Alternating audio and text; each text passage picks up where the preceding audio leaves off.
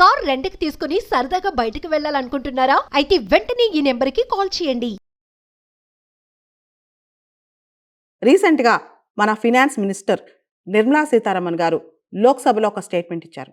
భారతదేశంలో ఎవరైతే economic offences ఆర్థికపరమైన నేరాలు చేసి ఇతర దేశాలకు వెళ్ళిపోతారో వాళ్ళ దగ్గర నుంచి ముక్కు పిండి మరీ డబ్బులు వసూలు చేస్తున్నామని చెప్పి ఆవిడ ప్రకటన చేశారు. ఈ మధ్య విజయ్ మాల్యా దగ్గర నుంచి, నీరవ్ మోడీ దగ్గర నుంచి, మెహుల్ చాస్కీ దగ్గర నుంచి ఇతరత్రా డబ్బులు కలిపి 22,280 కోట్లు వసూలు చేసినట్లు ఆవిడ అఫీషియల్గా లోక్సభలో చెప్పారు.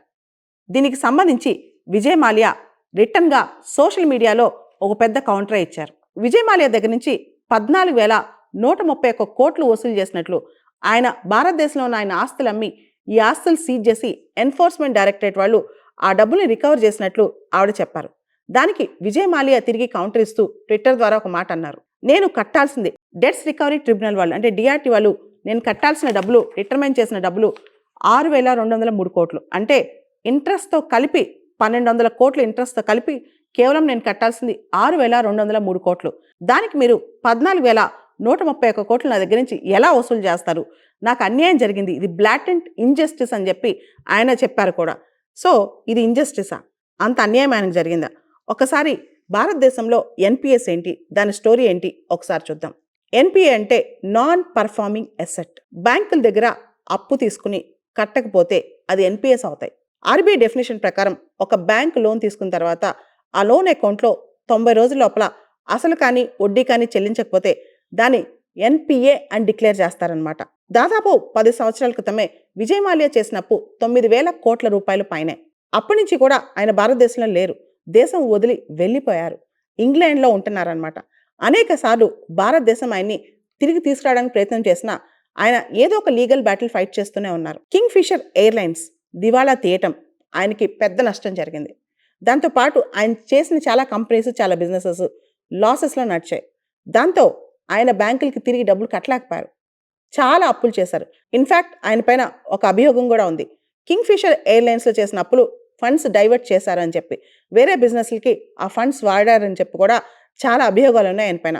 మొత్తానికి ఆయన రాజ్యసభ ఎంపీగా చేశారు. యూబీ యునైటెడ్ బ్రివరీస్కి ఆయన చైర్మన్గా ఉన్నారు.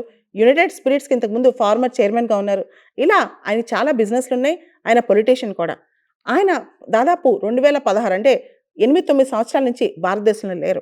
ఫ్యూజిటివ్ ఎకనమిక్ అఫెండర్స్ యాక్ట్ కింద ఆయన్ని ఫ్యూజిటివ్ ఎకనమిక్ అఫెండర్గా కూడా డిక్లేర్ చేశారనమాట. ఆయన రకరకాల లీగల్ బ్యాటిల్స్లో ఆయన ఫైట్ చేస్తూ భారతదేశానికి రాకుండా ఉండిపోయారనమాట. యాక్చువల్గా చెప్పాలి అంటే ఎన్పిఎస్కి సంబంధించి చాలా పెద్ద ఎన్పిఏ అకౌంట్స్ చాలా ఎక్కువ ఉంటాయి. 10 సంవత్సరాల క్రితం ఇది భారతదేశంలో బ్యాంకింగ్ రంగంలో అతిపెద్ద సమస్య. ఇప్పుడు నెమ్మదిగా ఎన్పిఎస్ తగ్గుతూ వచ్చాయి. దానికి చాలా కారణాలు కూడా ఉన్నాయి. మొదటగా మనం చెప్పుకోవాల్సింది 1993 recovery of debts and bankruptcy act కింద డెట్స్ రికవరీ ట్రిబ్యునల్స్ కన్స్టిట్యూట్ చేశారు. ఆ తర్వాత సర్ఫేసీ చట్టం తీసుకొచ్చారనమాట 2002లో.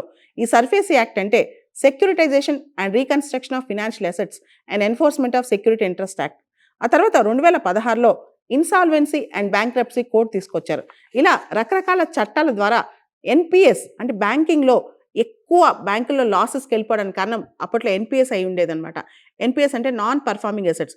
చాలామంది బ్యాంకుల దగ్గర అప్పులు తీసుకుని పెద్ద బడాబాబులు తిరిగి చెల్లించరు అనమాట.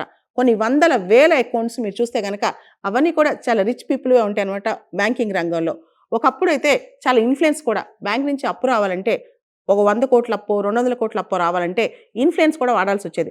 ఎవరైతే ఇన్ఫ్లుయెన్షియల్ పీపుల్ ఉన్నారో వాళ్ళకి ఈజీగా పెద్ద లోన్స్ వచ్చాయన్నమాట. తర్వాత ఈ మధ్య కాలంలో గమనిస్తే గవర్నమెంట్ చాలా స్ట్రిక్ట్ యాక్షన్ తీసుకుంది ఎన్పిఎస్ మీద. రీసెంట్గా చూస్తే కనుక పబ్లిక్ సెక్టర్ బ్యాంక్స్ ఎన్పిఎస్ చాలా తక్కువ వచ్చాయి. సెప్టెంబర్ 2024 నాటికి మన ఎన్పిఎస్ శాతం 3.1% కంపేర్ టు మార్చ్ 2018. మార్చి 2018లో మన ఎన్పిఎస్ ఎంత తెలుసా? 14.6% ఉంటే బ్యాంకింగ్ రంగంలో ఇప్పుడు కేవలం 3.1% ఉన్నాయన్నమాట.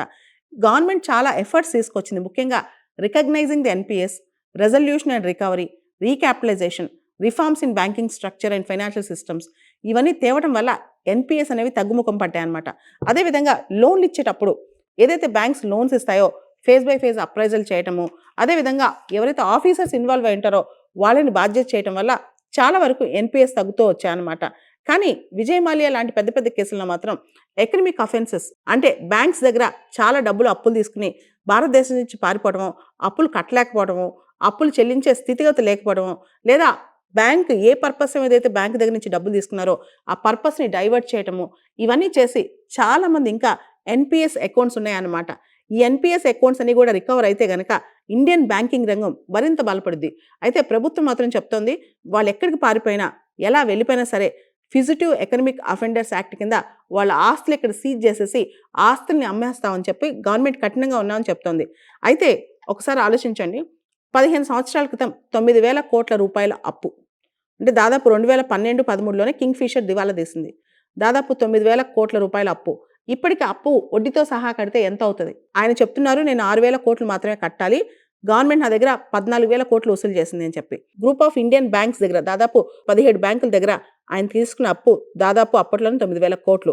ఇలా చాలా మంది భారతదేశంలో ఎకనమిక్ అఫెన్సెస్ ఆర్థికపరమైన నేరాలు చేసేసి బయటికి వెళ్ళిపోతున్నారనమాట. భారతదేశంలో ఇంకో చట్టం కూడా ఉంది, బ్లాక్ మనీ యాక్ట్ 2015. భారతదేశంలో మరికొన్ని చట్టాలు ఉన్నాయి, మనీ లాండరింగ్ యాక్ట్ ఒకటి, తర్వాత బ్లాక్ మనీ యాక్ట్ ఒకటి. ఇప్పుడు ఈడీ చాలా మంది ఇలా పెద్ద పెద్ద నేరాలు చేసి దేశం నుంచి పారిపోయిన వాళ్ళ ఆస్తుల్ని జప్తు చేసి ఆ ఆస్తుల్ని వేలం వేస్తున్నారనమాట. మనీ లాండరింగ్ యాక్ట్ ఈడీ కిందకు వస్తాయి. అదేవిధంగా ట్యాక్స్ పేయర్స్ సంబంధించి బ్లాక్ మనీ యాక్ట్, ఎవరైతే ట్యాక్స్ పేయర్స్ భారతదేశంలో ట్యాక్స్ పే చేస్తూ ఫారెన్లో ఆస్తులు కలిగి ఉన్నారో వాళ్ళు కూడా ఇప్పుడు బ్లాక్ మనీ చట్టం కింద చాలా ఆస్తులు డిక్లేర్ చేస్తున్నారు, ఆస్తులకు సంబంధించి ట్యాక్స్లు కూడా కడుతున్నారనమాట. సో భారతదేశంలో ఎకనమిక్ నేరాలకు సంబంధించి చాలా స్ట్రింజెంట్ లాస్ బయలుదేరే, ముఖ్యంగా మనీ లాండరింగ్ యాక్ట్ కావచ్చు, ఫిజిటివ్ ఎకనమిక్ అఫెండర్స్ యాక్ట్ కావచ్చు, బ్లాక్ మనీ యాక్ట్ కావచ్చు, అదేవిధంగా ఎన్ఫోర్స్మెంట్ ఏజెన్సీస్ ఈడీ కావచ్చు, సిబిఐ కావచ్చు, వీళ్ళందరూ కూడా స్ట్రిక్ట్గా పనిచేస్తున్నారు ఈ సందర్భంగా.